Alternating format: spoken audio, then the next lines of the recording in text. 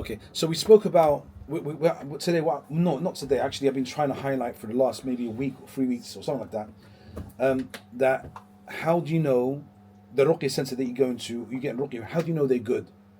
Because I noticed somebody sent me a link of somebody claiming they're the best. They say they're the best at diagnosing. They're the best, and they're the best centre. So I've never seen anyone do that before, right? So how can you judge somebody their merit, how good they are? Is it through reaction that people react? Is it through the queue you see outside the door? Is it through how busy they are? Is that how you judge? Or do you judge them according to their practice and what they teach? Now, I'm giving a like a structured way for you to know how to kind of, when somebody claims something, you can judge them. You could even judge me with it as well. Like a clear, as a client, this is what you should look for, and this is what you should see. So let's say, for instance, what was your question? Sorry, you're like the freshest one here, and all the things that you've said, they're all beneficial. Like for instance, how long is this going to take? How long is this going to take? Which is a genuine question. How long am I going to do Ruqyah for? Like, just seems like, whoa, how long am I going to do? Do you understand? So what's the answer for that? The answer, some of them say, is you need 5 sessions. You need to come 5 sessions. Is that correct? If I said that to you, no, if I said that to you, you came for the 5 sessions, how do you feel after the 5 sessions? Would you expect a cure? Please. Yeah. You would expect a cure. But what if I said to you, no, the cure's from Allah, it's not from me? What would your answer be? I would agree with you. You would agree with me. So now I've just played you. Because I'm the one who said 5 sessions. I shouldn't have said 5 sessions.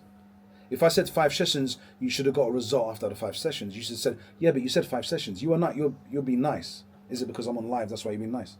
No, I'm not being naive. I mean, if anyone told me, oh, it will take this many times to get it sorted, then I wouldn't believe it. It's just based on experience and stuff.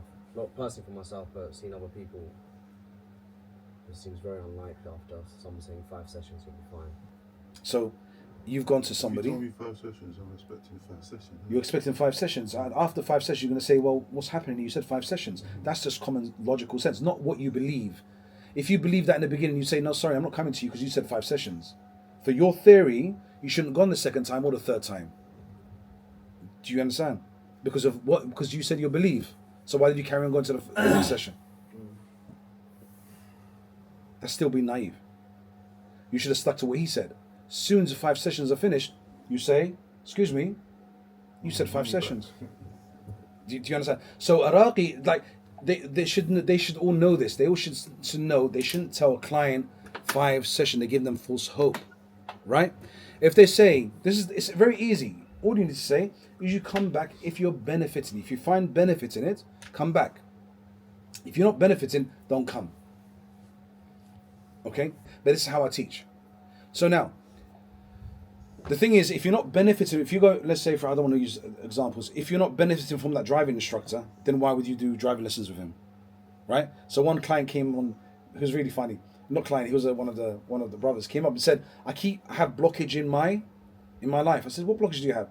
He goes, I've passed my exam, I'm a civil engineer, I'm this. I'm thinking, mashallah, tabarakallah. He's passed his exam, he's a graduate.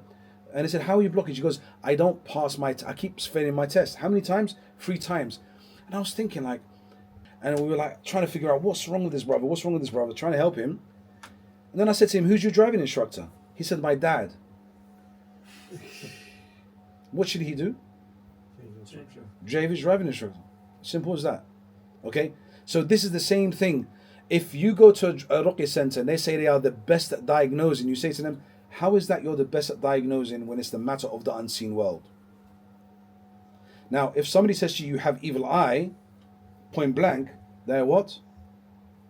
They're lying. Why? Because it's a matter of the unseen world.